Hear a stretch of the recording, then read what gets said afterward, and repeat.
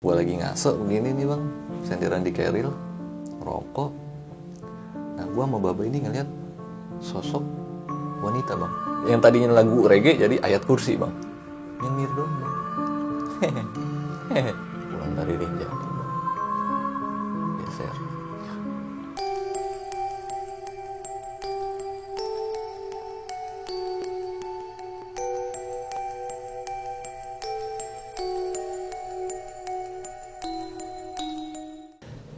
Assalamualaikum warahmatullahi wabarakatuh. Balik lagi masih bareng gua Indra. Dan di kesempatan kali ini gua lagi ada di studionya Selatan Jakarta. Oke, di sebelah gua ini udah ada narasumber nih yang akan menceritakan pengalamannya pada saat mendaki Gunung Rinjani. Dan di sana salah satu temannya itu setelah pendakian di Rinjani ini dia menjadi gila. Oke, nggak perlu berlama-lama nih, langsung aja kita kenalan sama narasumber kita. Halo, Bang Eja. Halo bang Indra. Gimana kabarnya Bang? Alhamdulillah baik bang. Sibuk apa Bang sekarang nih? Ya kerja aja sih bang sama ngonten. Kerja. Oh, ngonten. Oke. Iya. Channel YouTube-nya apa Bang? Channel kita itu namanya Selatan Jakarta bang. Selatan Jakarta. Nah, Iya. di Selatan Jakarta ini kalau boleh tahu isi kontennya itu seperti apa Bang? Ya di Selatan Jakarta ini ada cerita pendakian mistis sama urban legend bang. Nah, tuh. Buat teman-teman jangan lupa mampir juga ke channel YouTube-nya Selatan Jakarta. Karena di sana juga banyak cerita-cerita yang bisa bikin bulu kuduk kalian merinding. Oke, Bang Eja. Tadi kita udah ngobrol nih di belakang Iya. sedikit Bang. Gitu. Boleh nggak sih lu kasih tahu lagi nih kisi-kisinya seperti apa? Jadi pendakian gue di Gunung Rinjani itu banyak crowded banget sih bang. Jadi pas gue yang nge-trek ini, waktu di sebelum pos 4 itu gue posisinya bukan nemu sih, kayak ada tim SAR dari Gunung Rinjani itulah lagi ngevakuasi janin bayi. Oke, ditahan dulu Bang ceritanya Bang. Oke, siap. Nah, buat teman-teman sebelum Bang Eja melanjutkan ceritanya nih, gue mau ingetin lagi buat teman-teman yang belum dukung channel IR Stories, dukung channel IR Stories sekarang juga dengan cara subscribe, like, komen, serta di-share. Dan gue mau ucapin buat teman-teman yang udah dukung channel IR Stories sampai dengan saat ini, semoga kalian diberikan kesehatan, dilancarkan segala urusannya, serta dimudahkan rezekinya. Oke, nggak perlu berlama-lama nih, langsung aja kita dengerin Bang Eja bercerita.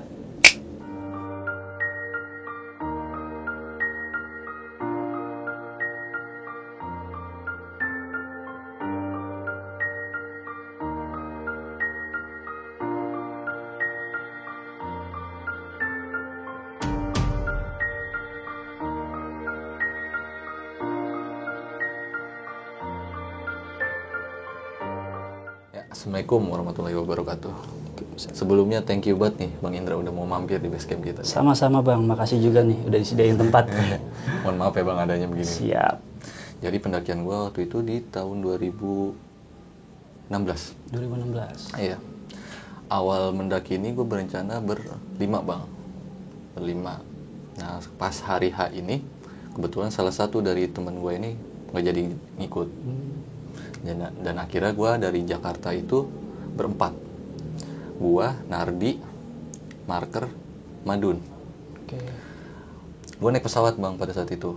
Cuman gue nggak langsung ke Lombok. Jadi gue ke Bali dulu. Singkat cerita, alhamdulillah nyampe Bali itu ternyata salah satu tim gue ini udah janjian sama temennya yang udah stay di Bali. Awalnya kan gue mau nyamperin dulu ke Kuta. Tapi gue bilang gue mau, yang penting tujuan gue mau ke Rinjani dulu nih. Jadi urusan ntar mau nyeluntur kemana, nantilah urusannya. Siap. Kira gue janjian buat langsung ke pelabuhan Lembar kalau nggak salah ya. Jadi gue dari bandara Bali itu langsung menuju ke pelabuhan. Itu jaraknya lumayan jauh tuh bang. Mabok di mobil gue, karena gue orangnya nggak doyan di Mabok mobil. darat ya. Iya. Nyampe di sana itu pagi bang, sekitar jam 2. Dan kebetulan kan buat menyeberang ke sana itu adanya pagi ya, jam 6, setengah 7. Dan akhirnya gue di sana dulu ngopi-ngopi. Setengah 4, nyampe lah nih temen yang dari Bali, bertiga dia. Nyampe, dan akhirnya pagi tiba nih. Kita akhirnya berangkat dari pelabuhan Bali itu buat ke Lombok. Oke. Alhamdulillah nyampe Lombok nih, aman, selamat. Dan kebetulan di sana itu gue punya kenalan bang, yaitu namanya Bang Meler. Oke. Gue minta beliau buat nganterin ke Sembalun. Di situ gue sempet dilarang buat nunggu di dalam bang. Gue nggak ngerti itu urusannya apa. Jadi gue harus keluar dulu nemuin dia. Jadi dia nggak mau masuk ke pelabuhan itu. Kira gue makan di sana dulu sebentar, nyampe lah nih beliau. Beliau nyampe dengan callback-nya dia. Kira gue jalan nih ke callback tuh bang. Awalnya gue mau langsung mendaki nih bang, mau ke Pelawangan maksudnya. Cuma gue berpikir, gue jarang-jarang nih ke Lombok. Nggak mungkin gue kalau cuma langsung jalan, nggak silaturahmi dulu nih ke rumah beliau. Sayang ya. Iya, mampir dulu lah ke rumah beliau. Di sana langsung disuguhin makanan, gue bisa mandi, sholat segala macam. Nah ternyata si Nardi ini janjian juga bang. Oke. Sama temennya, dan temennya udah stay di Lombok, mau ngikut bareng nih naik ke Rinjani. Janjian sore, dan akhirnya diputusin malam itu gue ke base camp Sembalun. Jadi total di pendakian gue kali itu gue berempat tambah 3 jadi 10 orang. Awalnya nyampe di base camp Sembalun ini mungkin lah di waktu itu Agustus, euforia pendaki lagi padatnya tuh bang. Jadi gue nggak tahu nih di sana itu padat, dan gue nggak suka keramaian bang. Nah Bang Meler ini ngasih kayak solusi lah. Gue jadi dari base camp Sembalun itu jalan lagi ke sana tuh. Jadi di pinggir jalan tuh kayak ada posko base camp gitu bang. Gue nggak tahu itu ilegal atau legal kan. Kira gue mengiyakan lah. Gue di situ. Awal planning mau naik pagi, mulai trek. Cuman dari temennya si Nardi ini, si Ega, pengen trekking malam itu juga. Awalnya gue nggak mau mengiyakan bang, karena gue ngeliat di situ dari 10 orang yang bakal naik ke Rinjani ini, yang punya basic udah pernah naik gunung itu cuma kehitung jari bang, berempat doang. Sisanya pemula semua. Sisanya pemula semua bener-bener. Awalnya gue meyakinkan mereka kan, lu yakin mau trekking malam itu juga? Iya bang, ayo bat. Kan gue waktu itu dipanggil emang obat bang, di tongkrongan. Akhirnya yaudahlah gue ngurusin segala macam kebutuhan logistik. Jadi Nardi yang ngurus si Maxi lah di situ. Sama dikasih trek-treknya segala macam, Nardi yang jelasin. Kita udah rapi, packing, udah lengkap semua. Briefing, doa lah bang. Dan alhamdulillah mulai berangkat itu sekitar jam 8:30 malam bang. Berangkat dengan posisi Nardi di depan, gue di belakang nih bang. Sweeper bang. Iya, karena gue orangnya pendaki yang nggak mau buru-buru bang, santai. Sepanjang jalan itu alhamdulillah bang, kayak kita masih ketawa-tawa, ngobrol-ngobrol. Cuma udah mulai gelap banget nih. Nah kan ketika sekitar ada 2 atau 4 kilo lah dari jalan itu ada percabangan nih bang. Gue nggak ngerti Nardi harusnya kan ke kiri, dijelasin nama yang di base camp itu. Cuma Nardi ke kanan nih bang. Nah ketika ke kanan itu jalan tuh, cuma di feeling gue nih, kok kita naik gunung kenapa jadi turun nih bang. Oh, bukannya naik ya? Iya, turun. Nggak jauh kita jalan, Nardi ini teriak nih dari depan, "Bat, stop!" Kenapa, Nar? Dia ketawa, "Nyasar, Bat." Ayo udah, ngaso dulu ngerokok sebat. Nah, gue izin buat buang air kecil nih bang.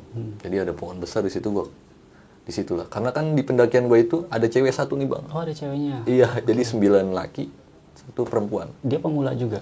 Pemula. Oke. Yang ibarat kata yang udah pernah naik gunung ya. Gua, Nardi, Marker, sama Ega. Oke. Nah jadi pas gua buang air kecil itu, gua orangnya iseng nih bang, mata gua bang. Gua lagi enak tuh set. Jadi gua ngeliat ada sosok kakek-kakek nih, warga setempat mungkin ya, gua masih mikirnya begitu. Cuma kan ada jalur nih kelihatannya. Dia malah ngeruyuk gitu itu. Oh, bablas gitu bang. Bablas aja, jadi ada jalur cuma dia kayak udah ngerabas aja. Cuma gue nggak mau mikir itu horor atau segala macam. Dibawa positif lah. Iya. Kira gue rapi buang air kecil, gue nyamperin rombongan, mulailah nih gue berangkat. Pas gue mau berangkat, belum lama tuh bang, adalah sekitar 100 meter. ketemu nih pemuda. Ternyata tuh pas gue nggak lama dari ngaso itu, tempat ngaso, ini ternyata ada kayak cabang gitu tuh bang, dua. Okay. Jadi gue di sini, dia nongol di sini, jadi papasan nih. Tek, Iya. kaget gue. Astagfirullahaladzim. Mau kemana bang? Saya mau naik. Oh bukan mau turun, mau naik bang. Salah, ini bukan jalurnya. Mending abang pada ngaso dulu di tempat saya. Gue mengiyakan dong bang pada saat itu. Sembari gue mau nyari tahu nih jalur yang bener di mana nih ya kan. Kira ngikutlah tuh dia. Gue ternyata pas nggak jauh dari situ tuh, udah pas keluar lewatin hutan itu, jalanan gede bang, jalan raya. Jadi rumahnya beliau itu pas banget keluar jalan raya, nah, depannya gitu. Di situ gue sempat disuguhin kopi sembalun, enak banget bang.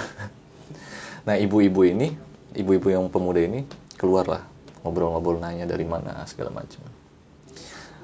Nah kira nggak lama rapi kopi, gue mau berangkat lah bang. Mulai lagi pendakian. Nah ibu ini cuma berpesan, hati-hati, jangan berkata-kata yang nggak sopan, dijagalah adabnya. Nah adab yang sempat bikin gue bertanya-tanya nih bang. Jadi pas gue izin pamit itu, ibu-ibu ini cuma bilang, abang temennya yang paling kecil tolong dijaga ya. Yang paling kecil ini siapa bang? Ada si Boy, gue samarin si Boy. Oke, siap. Yang bakal nanti ini tokoh utamanya bang. Oh siap. Ya. Gue berpikirnya di situ untuk dijaga karena beliau paling kecil bang. Ya kan. Gue masih berpikir positif nih. Oh iya bu, siap, pasti kita jaga kok rombongan kita.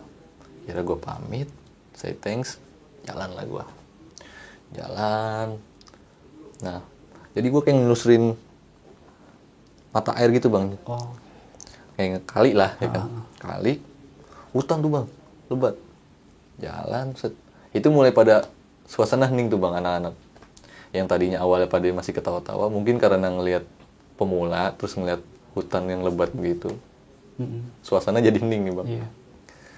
Nah akhirnya ketemu kayak posisi luas tuh bang. Gua nggak ngerti itu apaan, pokoknya kayak keluar rimba gitu lah bang. Cuma gua nggak tahu itu di posisi di mana. Nah di situ gua dipesenin sama pemuda ini bilang, nanti abang tinggal lurus, nggak jauh dari sini, dari sini maksudnya dari sini sekitar 1 kilo atau 1,5 kilo, abang ntar ketemu persimpangan. Kalau abang ke kiri, abang balik lagi ke posko Sembalun. Kalau abang ke kanan nggak jauh, nanti nyampe pos 1. Dan akhirnya gue di situ pamitan sama pemuda ini, dan gue mulai berangkat lagi nih bang. Berangkat sepanjang jalan santai lah ya kan, ngobrol-ngobrol, tawa-tawa. Nyampe lah nih yang dibilangin pemuda itu. Sempet gue ngasok dulu buat ngerokok lah segala macam. Ngerokok, akhirnya gue jalan lagi nih bang. Jalan, gue sempat berhenti di salah satu pohon besar tuh bang. Jadi ada pohon besar kayak, pokoknya nih luas dah, kayak sabana gitu, luas, cuma ada satu pohon nih. Jadi gue berteduh nih, ngasok di bawah pohon itu. Si rombongannya si temennya market ini, si Baba yang paling gede, nyetel musik nih bang. Ngasok di situ, ngasok, ngerokok. Nah nggak ngerti, kayak ada yang jatuh nih bang. Di badan lu? Iya. Gue refleks dong, pas gue gini, baunya amis bang. Cuma gue nggak ngomong pada situ. Cuma baunya nih nyengat banget nih. Sampai akhirnya gue tuh minyak wangi gue olesin sampai 3 kali buat ngilangin baunya itu. Akhirnya nggak lama, ayo berangkat ah. Gue ngeri aneh-aneh. Berangkat sampai pos 1, alhamdulillah aman. Cuma gue ngeliat fisik rombongan gue nih bang, karena di saat itu udah mulai jam 11-an. Cuaca dingin dan pemula, nah ngeliat fisiknya perempuan ini udah mulai lemah lah. Gue bilang jangan break di pos 1, kalau bisa di pos 2. Di zaman gue, di waktu 2016 itu ada kayak apa sih, kayak tempat berteduh, cuma kayak dari saung gitu. Nyampe di pos 2 lah tuh, di saung itu gua niatnya bikin tenda di sana. Dan akhirnya bikin tenda lah, gelar di situ. Masak buat makan sebelum tidur, yang ngopi-ngopi ya kan. Masakan jadi, makan, sebagian tidur nih bang. Jadi yang di luar itu ngopi, gua, Nardi, Marker, sama Baba. Kita nyetel lagu tuh, dengerin lagu reggae. Nah, nggak tahu nih kenapa pas lagi suara lagu ini kenceng, si Marker ini tiba-tiba Ketawa. Iya. Hihihihi, hihihihi. Lu kalau berani nongolin. Jadi yang didengar beliau ini si Marker, kuntilanak ketawa, Pak. Gue cuma mikir, anjir, lu ngapain nantangin setan? Ya kan, kalau orang masih bisa kita lawan. Setan kita mau pukul gimana ya? Serem gitu, Bang. Ya udahlah, gue hirauin tuh, gue nggak mau mikir sugesti buruk lah. Kira gue ngerokok, dia masuk nih Bang, abis ngetawain itu, masuk ke tenda. Jadi gue tinggal sisa gue sama Baba nih. Gue lagi ngasok begini nih Bang, senderan di keril, ngerokok. Nah gue sama Baba ini ngeliat sosok wanita Bang. Awalnya gue pikirin pendaki ya, karena dari kejauhan nih. Wah lama-lama ngedeket nih, gue mau sapa dong ya kan. Lah ternyata pas dia udah mau mendekat ini, kagak napak Bang. Anjir. Jadi posisinya kalau gue gambarin itu rambutnya berantakan. Cuma matanya tuh kayak mau keluar satu. Itu tapi pakaiannya apa Bang? Pakaian kayak pendaki. Akhirnya gue kayak ngodein Baba. Masuk. Akhirnya nggak lama, kopi gue tinggal, ngerokok masih nyala gue tinggal Bang. Gue tidur selimutan pakai SB kan, berduaan tuh. Lu bisa tidur nggak, Bat? Lu bisa tidur nggak? Udah paksain tidur. Akhirnya yang tadinya lagu reggae jadi ayat kursi Bang. Setel sama Baba ayat kursi dikencengin. Siap. Dan akhirnya alhamdulillah pules nih Bang bisa ya kan. Siap. Singkat cerita pagi tiba jam 9 tuh gue bangun. Sarapan. Gue packing, alhamdulillah cuaca cerah nih mendukung. Berangkat lah tuh gue jam 9:30. Berangkat sekitar 2-3 kilo dari tempat pertama gue lagi nih. Tau-tau hujan Bang. Akhirnya gue buka jas hujan gue kan rame-rame. Dan selang beberapa menit panas lagi Bang. Akhirnya gue bete, udahlah kalau hujan lagi aja udah. Mandi hujan gue bilang gitu kan. Berangkat tuh. Nyampe di pos 3 alhamdulillah. Sempet kayak pada ngedumel nih Bang.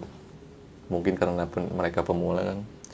Jadi euforia di sana itu waktu itu ramai pendaki lokal sama interlokal. Iya. Jadi pas sepanjang pos 3 itu gua pas lewat bule-bule pada duduk, makan buah, makan burger. Jadi kayak anjir tuh gitu kita nyewa porter aja nih biar nggak nyiksa badan sendiri. Udah nikmatin aja. Gue sempet ngaso tuh di sebelah sana. Deket kayak ada orang jualan kopi.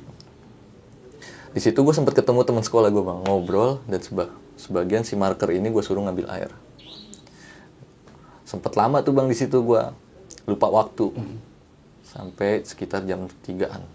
Dan akhirnya gue pamitan buat naik. Dia kan mau turun. Berangkatlah tuh gue jam 3. Nah, mau menuju pos 4 ini ada rombongan kayak entah porter Rinjani atau tim SAR ya. Jadi gue kayak disapa gitu Bang. Abang, ketua rombongannya siapa? Saya. Berapa orang? 10 sama saya. Oke, nanti kalau ngeliat kerumunan pakaian yang kayak saya, lewatin aja. Kenapa emang Bang? Udah pokoknya lewatin aja, dijaga pasukannya, karena kita lagi ngevakuasi janin bayi. Awalnya gue nggak percaya Bang. Masa iya sih ada orang setega itu buang janin bayi? Iya. Nardi penasaran nih, nyamperin gue. Ada apaan Bat? Udah nggak apa-apa, jalan aja. Karena dia tipikalnya orang penasaran. Dan kebetulan kan emang gue tektokannya dia nih Bang. Dan akhirnya gue menceritakan lah di situ. Ntar kalau ngeliat kerumunan, bablasin aja nyet. Kenapa emang? Ada yang buang janin bayi.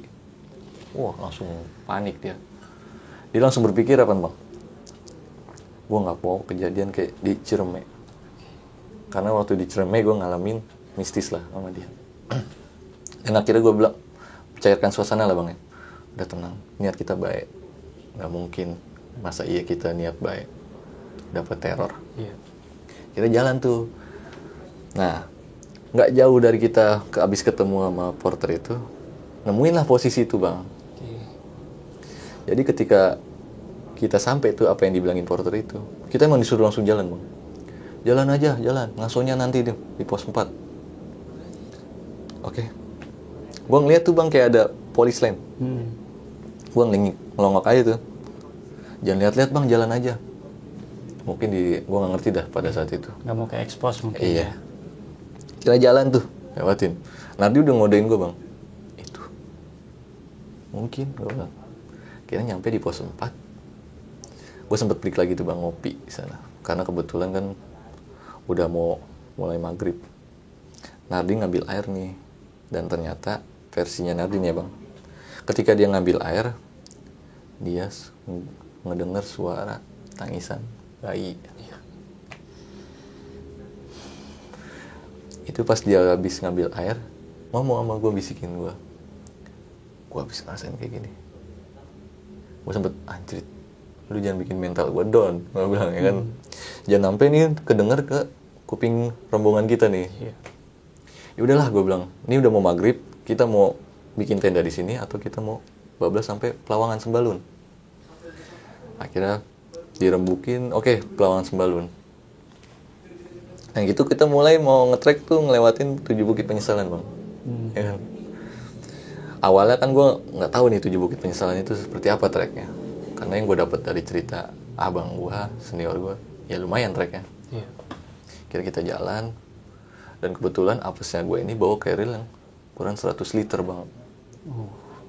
Beratnya bukan main bang. Iya, dan ketika gue di bandara waktu Jakarta itu, kapasitas carrier gue 19 kilo. Itu belum ditambah logistik. Iya. Akhirnya gue jalan dah tuh. Gue jalan paling lama tuh bang. Dari pas bukit 1, bukit kedua. Sempet break di bukit ketiga. Cuaca tau-tau berubah bang. Angin. Kabut. Gerimis. Nah itu pohon yang segede-gede gitu bang. Kayak ngayun gitu bang. Padahal batangnya tuh gede. Ya padahal gede-gede banget, gue akuin. Nah ini rombongan gue nih, panik semua, mukanya berubah semua bang. Wah, ada apa nih? Bat. Sempet panik tuh dia deketin gue. Bat. Udah tenang, ini alam. Perubahan cuaca itu udah hal wajar ya kan, kita nggak tahu. Udah santai jalan. Nah kebetulan gue pecah nih bang, 5 berlima. Nardi bawa jadi berlima, gue berlima di belakang. Jadi 2 kelompok. Iya. Gue teriak dong, ngasih kode ke Nardi. Nyet. Kan karena bahasa gue begitu tuh bang kalau manggil. Oi, nyet. Santai dulu situ. Nunggu gue nyampe. Iya nyampe. Tenang kata dia. Kira gue jalan tuh. Lama tuh bang. Jalan ketemu lah nih di Bukit Keempat. Nah jalan bareng tuh dari Bukit Keempat. Nah menuju Bukit Kelima, gue salah napak nih bang. Karena headlamp gue ini baterainya udah habis. Salah napak, lincir bang. Jadi kayak inian kaki lu tuh kayak krek gitu tuh. Kayak pelitek ya? Iya. Pelitek gitu ya? Wah, sampai ke otak-otak bang, ngilunya. Gua astagfirullahaladzim. Disamperin tuh gua sama rombongan gua. Ngapa bat? Ngapa? Udah nggak apa-apa. Jadi gua langsung ganti sendal bang. Pakai sendal gunung. Kayak sepatu gua taruh carry lah. Jalan lagi tuh. Nah, nyampe lah nih di Bukit ke-6. Kalau nggak salah ya, Bukit ke-6. Jadi kayak ada space 2 tenda lah bisa tuh di situ. Nah, di sini nih perdebatan, Bang. Jadi rombongan yang 7 orang ini pengen ngaso karena udah nggak kuat fisiknya. Karena juga mungkin mental mereka jatuh nih ketika ngelihat pohon sebesar itu pada ngayun. Nah, si Ega pengen tetap kekeh buat bikin tenda di Pelawangan. Sempet perdebatan tuh bang gue di situ. Nabi kan karena nggak enak mungkin ya masih Ega, dia tetap mau kekeh nemenin Ega. Di situ sempet berdebat kayak, lu gila lu ya, ninggalin teman-teman lu di sini. Udah ada pokoknya kayak, lu jangan pakai ego lu kalau buat naik. sempet kayak mau hampir berantem tuh bang sama dia. Dan akhirnya gue sama-sama ngalah karena gue tahu nih ketika gue bakal berantem malam itu, paginya gue harus lupain semuanya, anggap nggak terjadi apa-apa. Betul. Dan akhirnya ya udahlah, gue dengan berat hati biarin dia jalan ke Pelawangan. Jadi yang berangkat ke Pelawangan itu Nardi, Ega, si cewek ini sama temennya. Jadi berempat. Jadi sisa berenam ini Stay di situ. stay di situ. Jadi kepecah lagi nih bang. Kepecah. Dan kebetulan air di situ tinggal dari 1,5 liter itu tinggal segini nih bang. Buat berenam. Nah, ketika lagi ngaso itu, kan di dalam tenda itu ada si Baba yang gue bilang rombongan dari Bali ini. Gue di luar sama Marker, Madun, Boy. Nah, tiba-tiba di dalam tenda ini jerit nih bang. Ada suara jeritan. Dalam tenda lu? Iya. Aduh. Gue panik dong. Takutnya kenapa-napa. Gue buka serai tenda. Mukanya udah pucet bang.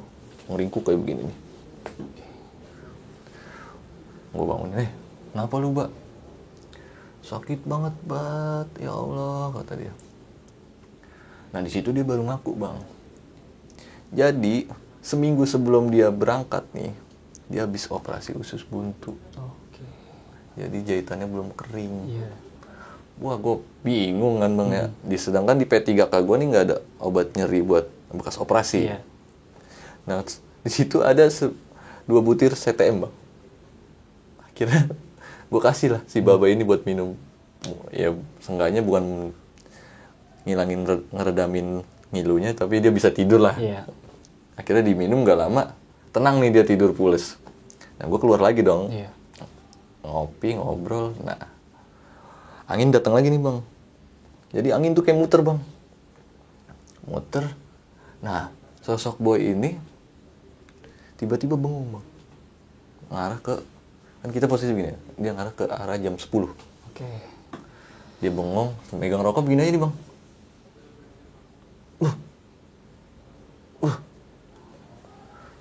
Gue bingung dong.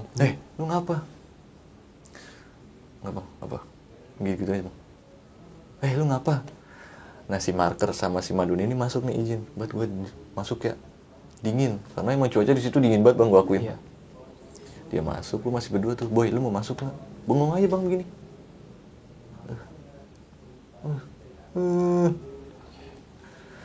Kira dia ngomong bang di situ. Saat itu juga bang? Ngomong.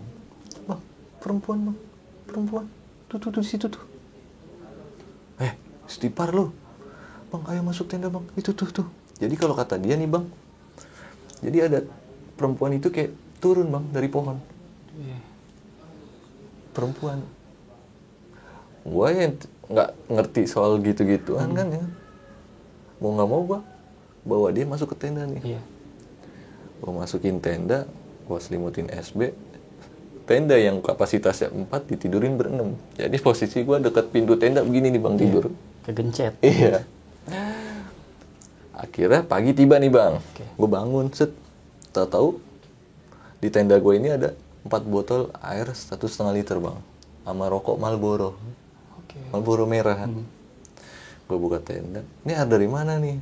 Dan ternyata si Baba ini ngontek orang bawah bang. Buat bawain air sama rokok. Gue tanya harganya berapa? Lumayan dah. Dan alhamdulillahnya kan dia orang yang dompetnya lumayan tebel lah ya kan. Ya udahlah gue minum banyakin kan. Akhirnya packing tenda, mulailah nih gue naik lagi. Awalnya itu gue suruh pada mereka jalan duluan, cari Nardi di Pelawangan pertama, karena janjiannya di Pelawangan pertama. Nah gue di belakang ini sama si Madun. Jadi gue udah bawa keril, naik tinggal. Gue pengen buru-buru karena apa bang? Perut gue sakit karena belum kena nasi. Gue berangkat, jalan. Nih Madun di belakang gue nih bang. Cuma dia 2-3 langkah berhenti, 2-3 langkah berhenti. Gue kesel ya bang. Gue bilang, ayo buruan. Dia malah ngegas. Dia bilang, udah tinggal gue aja. Kayak anak kecil aja gue. Sepaneng dong gue bang. Masa iya gue setega itu sama temen gue. Lagi pula kan dia perdana nih, baru pertama kali naik gunung. Dia bawa keril juga. Akhirnya gue samperin bang. Gue hilap, gue tendang pantatnya, lepas keril lu. Udah tinggal gua aja. Ya elah, gua bukan anak kecil, lepas carry lu. Kira gua suruh lepas, dia lepas nih bang carry lah. Gua suruh jalan dia. Gua teriakin yang di depan, Ker, lu kalau udah ketemu Nardi lu suruh turun, bawa nih carry. Cuman dari situ gue yang bawa bang. Jadi depan belakang gue bawa carry. Sempet kesandung mulu tuh gue jalan dikit-dikit. Iya, karena nggak kelihatan. Iya. Ngomong. Sempet ketemu sama porter tuh, gue diketawain bang. Keren bang. Anjir keren pala lu. Iya kan. Dia bawa kayak panggulan gitu tuh bang. Pikulan. Iya. Gue bilang gilaan lu nih bang. Iya. Gue bawa carry, lu bawa panggulan aja kan. Nah pas mau nyampe pelawanan pertama ini, Nardi turun nih bang. Kaget dia, marah-marah. Tolol banget pada. Obat suruh bawa Keril 2. Udah lu jangan banyak bacot, bawa nih Keril. Kira gue lepas nih bang yang 100 liter. Tuh, lu pake. Yaudah gue yang bawa. Dia kayak, berat banget ya. Lu rasain apa yang gue rasain ya kan. Kira dibawain tuh, nyampe nih tempat mereka pada bikin tenda. Di situ gue seneng dong bang. Wah udah ada makanan nih pasti ya kan. Ternyata dipisahin nih, sisain makanan di dalam tenda. Pas gue masuk tenda, ternyata apa bang? Nasi sama kuah sop doang. Udah nggak ada isinya bang? Nggak ada isinya. Ya udah mau nggak mau, udah saking lapar bang, gue makanin aja. Sempet disogok nih Nardi. Nih, gue bikinin buah. Ini apa namanya, puding buah. Gue bilang jangan bayi-bayin gue, udah lupain aja yang semalam. Di mau gue makanin dah tuh. Kira gue tidur bang, karena lambung gue udah mulai naik. Di situ pada mereka foto-foto, ngambil air. Gue ketiduran sampai jam 6:30 nih bang. 6:30 gue sempet keluar tenda, ngecek aman kan. Kira gue masuk tenda lagi, istirahat. Ketiduran lah nih bang. Nah gue bangun-bangun itu sekitar jam 9. Gue jam 9 keluar, ngerokok sebatang. Cuma gue cek tenda ini, ada 2 orang yang kagak ada nih bang.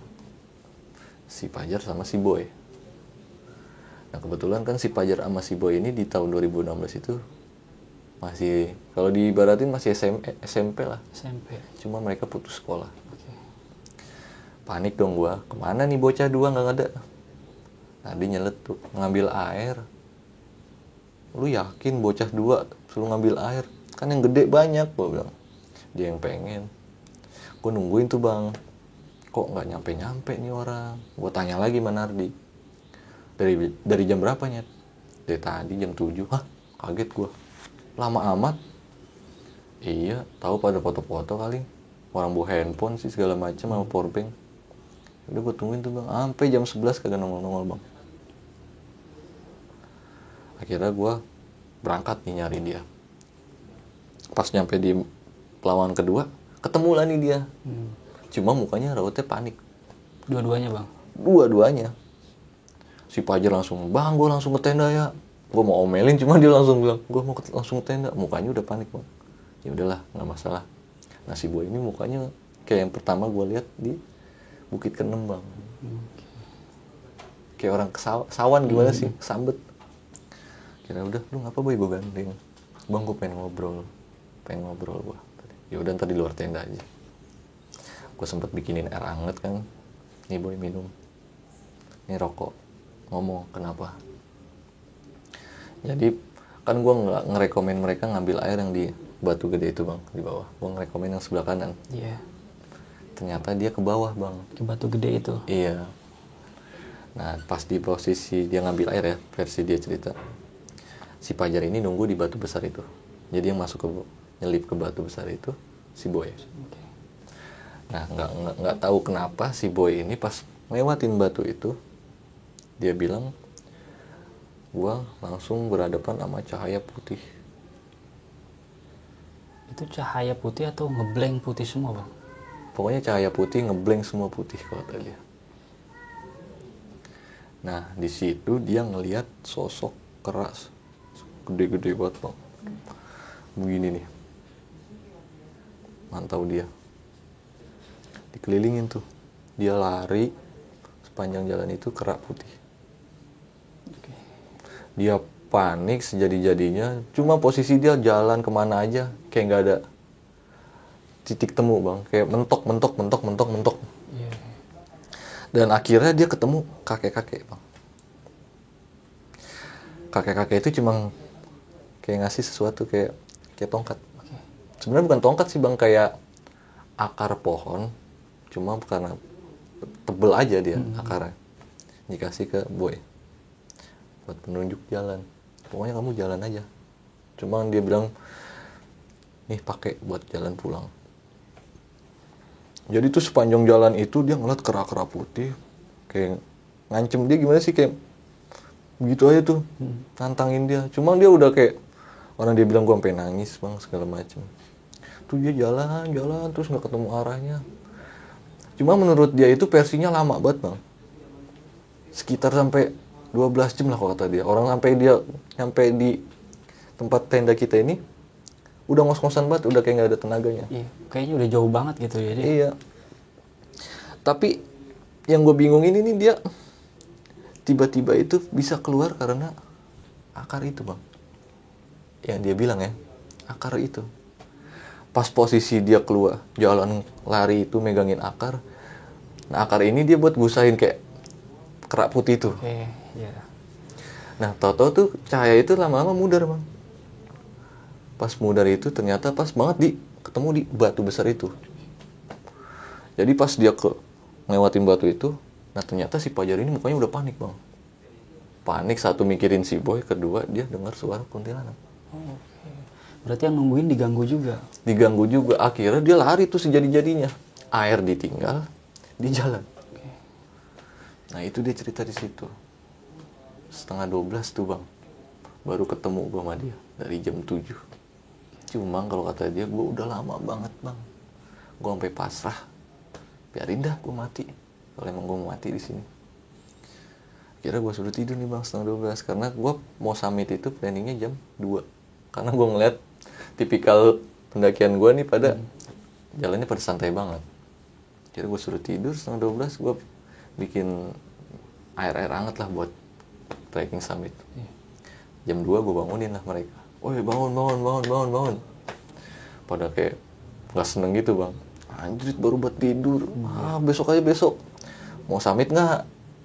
Jam berapa sih? Jam 2. Udah ntar aja gue bangunin tuh kakinya, gue tarik-tarikin. Nah dari 10 rombongan ini 2 nggak ngikut bang. Nggak ngikut summit. Satu si Baba itu mungkin takut nyusahin karena bekas operasinya. Nah satu ini perempuan ini bang. Nah jadi di jam 2 itu dia datang bulan. Oh, pas banget ya. Hari pertama. Kira ya udahlah gue jalan berlapan. Nah gantian nih gue di depan, Nardi di belakang. Jalan tuh muncak. Oh ternyata puncak trekking buat ke Summit Rinjani ini lumayan kan. Gue sempet ngaso di salah satu batu tuh bang. Jadi kayak posisinya kayak gue bisa ngeliat view sebelah kanan itu baru jari. Nah, gue sempet ketiduran bang di situ. Gue, Boy, Marker. Nah, aneh lagi nih bang si Boy. Jadi ketika gue tidur ini, dia ngelihat baru jari ini. Kan biasanya baru jari selalu kayak ketutup awan ya bang ya. Itu aneh. Nah dia bangunin gue bang. Bangun. Kaget dong gue, repet. Wah, apa Boy? Bang, itu apaan bang? Itu baru jari. Gue bilang, kenapa? Tuh bang, gue tadi ngeliat baru jari bang. Kenapa? Jadi kalau dia ini ngeliatnya gambarannya baru jari itu mau meletus bang. Kayak keluar lava gitu ya. Kayak mau erupsi gitu. Bang udah lu halu lu, gue bilang. Boy jangan bikin yang lain panik. Udah urusan yang semalam, lupain aja dulu. Nanti kita ngobrol lagi di bawah. Karena gue kan takutnya sugesti dia ke bawah nih bang. Iya betul. Kira udah, ayo kita jalan aja boy. Gue gandeng tuh bang naik puncak. Alhamdulillah nyampe puncak itu sekitar jam 10 bang. Lumayan lama tuh, dari jam 2 sampai jam 10. Di sana gue ketemu pendaki Malaysia, sempet foto-foto. Gue sempet nungguin Nardi dulu tuh, karena Nardi nungguin si Madun ini lama. Nardi nyampe puncak itu 11:30. Foto-foto sebentar, lanjut kita turun nih bang. Di perjalanan turun pada ketawa-tawa lah tuh, kayak jalan mulai pada kayak lari-lari kecil. Nyampe di Pelawangan tempat kita camping itu sekitar jam 2. Awalnya kan kita mau turun lewat Senaru awalnya nih. Cuma karena gua ngelihat logistik udah abis, dan juga si boy ngalamin teror, Iya. dan si cewek ini datang bulan. Betul. Akhirnya gue ngalihin pembicaraan nih bang, dengan alasan kita turun Lot Sembalun lagi karena jalur ke Senaru ini longsor. Gue bombongin bang. Iya. Sempat kecewa mereka. Berarti kita nggak ke Danau Segerana kan? Iya. Udah nggak usah. Next time kalau ada rezeki, ada waktu, ada uang, ada kesehatan, kita berangkat lagi. Dengan berat hati mereka, ya udahlah, iya ayo balik. Packing, 3:30 gue mulai turun bang. Di perjalanan turun alhamdulillah tuh aman. Si boy juga udah nggak sugesti lagi, si perempuan ini juga ya masih bisa bawa fisiknya dia. Si baba juga aman. Sampai kita di pos 3, sempet ngaso di situ sebentar karena maghrib bang. Iya. Maghrib kita nunggu azan rapi lah, komat segala macem, ngerokok, ngopi, jalan lagi nih. Jalan, ternyata baru, kalau pos 3 itu kan kayak ada kayak jembatan gitu ya bang. Nah itu pas sampai turun jembatan itu, baba teriak bang. Operasinya kambuh lagi. Kumat lagi. Kumat lagi. Wah panik gua bang.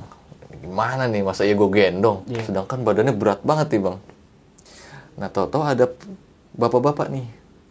Kenapa bang temennya? Perutnya sakit, gue bilang gitu kan. Oh coba aja ngontek orang bawah, nyewa ojek gunung. Wah gue mikir, oh iya ya. Pas gue nge-trek tadi pagi kan ada yang naik ojek nih. Gue bilang sama bapak itu kan, Pak minta tolong boleh nggak ngubungin orang base camp. Akhirnya dihubungin sama dia. Dihubungin, dikasihlah ke gue. Nih bang, ngomong langsung aja. Gue langsung kasih ke baba dong ya kan. Iya. Nih bang ngomong sendiri, lu nego sendiri. Awalnya dia mesen 2 nih bang, ojek gunungnya. Ternyata tahu-tahu datang 4 nih bang. Oke. Ternyata dipesenin buat gua. Mungkin karena baba ngeliatnya gue yang ngerawat dia, Iya. dia pengen gue turun naik ojek juga. Dan ternyata di situ yang turun si boy, baba, perempuan ini, Iya. sama si Ega bang. Oh. Jadi ternyata si Ega ini mau turun duluan. Iya. Padahal dia yang kekeh nih. Gue dengan berat hati, ya udahlah, nggak apa-apa terserah lu gak kalau lu mau turun. Ya udah tuh turun. Cuma sebelum dia pada berangkat, carrier gue kasih ke Ega, tuh lu bawa tuh. Gue nggak mau minta apa-apa, yang penting lu bawa nih carrier gue. Ngurangin beban. Iya, karena carrier berat banget gue bilang. Kira dibawa sama dia di jalan tuh. Sisa 6 nih bang. Iya. Jalan santai tuh, masih ketawa-tawa. Karena gue mikirnya boy aman, baba aman, cewek ini aman. Iya. Jalan sampai pos 2, alhamdulillah nggak ada apa-apa. Nah ketemu lah nih gue sama percabangan yang awal tadi itu bang. Gue kan mikirnya gue mau turun langsung ke pos Sembalunnya, si Maksinya. Cuma kan KTP-nya Nardi itu ditahan di sana. Iya. Akhirnya mau nggak mau gue melimpir ke tempat pertama gue singgah. Nah gue lupa di situ bang jalurnya. Oke. Jalan, sempet aja kayak ada perdebatan kanan kiri, kanan kiri, kanan deh, kiri deh, sampai gue bilang cap cip cup, cap cip cup, cap cip cup. Kata Nardi udah kanan bat, kanan. Jalan nyusurin hutan-hutan bang. Gue bilang kok nggak nyampe-nyampe, perasaan nggak jauh ya kan. Pas jalan itu Nardi sempat berhenti bang, nyasar lagi bat, tawa dia, anjrit. Kaki gue udah mulai ngebet lagi nih bang, yang ankle gue itu. Salah mulu sih, Nar. Gue bilang, lu gimana sih jalan? Maklum, capek. Iya sih, gue gak bisa masalahin itu kan. Akhirnya sempet kayak berhenti dulu. Udah ngerokok dulu, ngerokok santai. Itu kayak tiba-tiba kayak ada yang lewat bang. Apaan tuh bang? Nggak tahu. Cuma posisi entah itu cahaya putih bang. Wah, langsung pada bangun bang. Lari, jalan pada kenceng-kencengan tuh bang. Semuanya ngeliat berarti? Ya itu pokoknya pas lagi pada santai ngerokok, tawa-tawa, push, kayak flash gitu. Push. Bangun semua bang. Jalan. Cuma jalan kayaknya berat banget nih bang. Kita langkah kayaknya mau cepet banget, cuma berat banget. Jalan tuh. Nah jatuh tuh gue bang di situ, kaki gue. Kira gue dibuatin kayak satu pakai apa namanya, Pakai ranting. Satu pakai ranting, satu pakai ini Trekking pole. Gitu kan, kayak orang pincang jadinya gue bang. Ini jalan pada cepet banget nih bang, sampai gue bilang, gue ancam, lu jalan pelanan nggak? Kalau kagak gue timbuk batu nih. Nah, itu sepanjang jalan udah suara wuk wuk, anjing hutan bang. Iya. Cuma karena gue mungkin udah kebawa sugesti mistis ya dari si boy ini sama segala macem, panik gue bang, bulu kuduk gue naik semua. Nah di situ jadi kayak turun begini nih bang. Di situ diketawain bang. Gue makin jadi jalan pada cepet-cepetan, gue sampai di rendeng bang. Ayo buat jalan. Udah gitu gue kayak orang pincang udah. Ayo buruan. Lari tuh gue bang. Jalannya cepet banget. Udah panik semua berarti ya? Panik semua, mukanya udah pada berubah dah. Yang tadinya pada ketawa-tawa, berubah semua. Dan akhirnya alhamdulillah sekitar setengah jam atau sejam dari perjalanan itu tadi nyasar, ketemu gue bang jalur yang tadi. Ketemu perpecahan simpangan lagi yang tadi tuh, yang awal ke kanan nyasar. Iya. Wah ini ketemu nih titiknya nih. Kira ke kanan dah tuh gue. Kalau lurus balik lagi ke rumah pemuda ya. Betul. Gue ke kanan, nggak jauh dari situ kelihatan tuh bang. Wah jalanan nih, alhamdulillah. Jalan, nyampe, dirangkul gue bang sama baba. Wah alhamdulillah lu nyampe, gue kepikiran sama lu. Dan di situ ternyata baba udah manggil Kang Urut bang. Manggil Kang Urut, gue ngurut lah di situ. Dan alhamdulillahnya pagi tiba gue sempet kayak explore Lombok lah. Nah, nggak tahu selang beberapa lama itu, ternyata yang di Boy lihat ini dapat berita kan tuh bang, kayak waktu sempet erupsi baru jari. Gue kaget dong bang. Wah, ini yang dibilangin Boy ini. Oh, berarti bener apa yang dia lihat? Iya, ya mungkin kejadian erupsinya itu selang jeda berapa bulan gitu bang, sebulan atau berapa gue lupa dah. Sebulan dari Boy ngomong itu erupsi. Jadi kayak dia tuh ditunjukin gitu ya, Nah, bakalan seperti ini. iya. Nah, singkat cerita, gue silaturahmi lah nih ke tempat mereka. Setahun kemudian ya. Iya. Dan gue tegur lah si Boy ini. Cuma dia nggak negur balik bang. Gue tegur, ketemu nih papasan di jalan. Boy, sombong banget lo. Nyengir doang bang. Hehehe. Lah, bingung dong gue. Ih, bocah ngapa nih? Bercandanya begini banget, nggak jelas. Nah, si Fajar ini ngomong bang, pulang dari Rinjani bang. Geser. Itu pas banget pulang dari Rinjani bang. Pokoknya si temennya ini yang bilang sih, pokoknya setelah pulang dari Rinjani nggak jauh lama gitu bang, mulai gelagat aneh.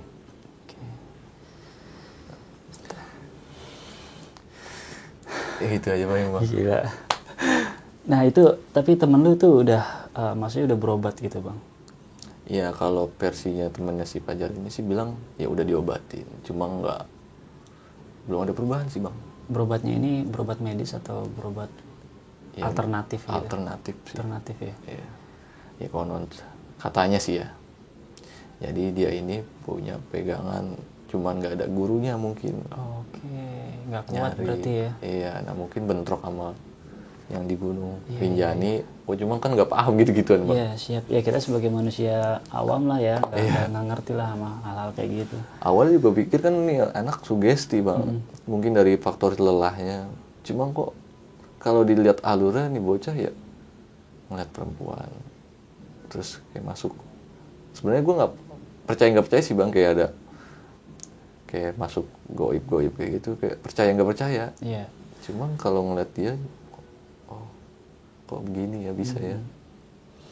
Nah, gue mau nanya nih bang, dari cerita lu tadi nih ya, selama pendakian di Rinjani, itu pas saat lu kejatuhan bang, Iya. yang lu cium bau amis itu lu lihat nggak warnanya tuh apa?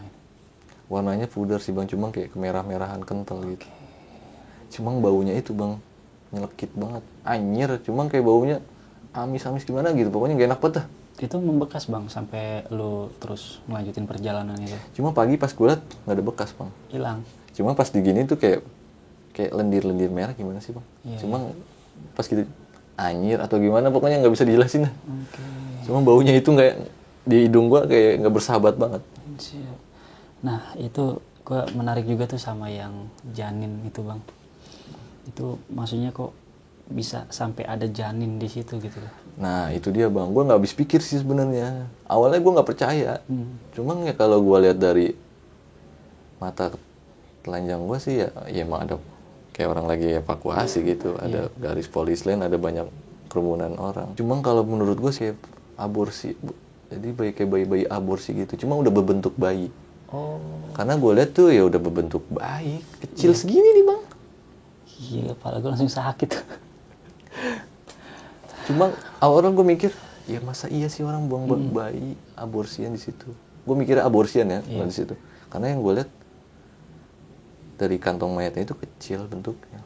Sekarang kan kalau misalkan kita berpikir itu di ketinggian ya.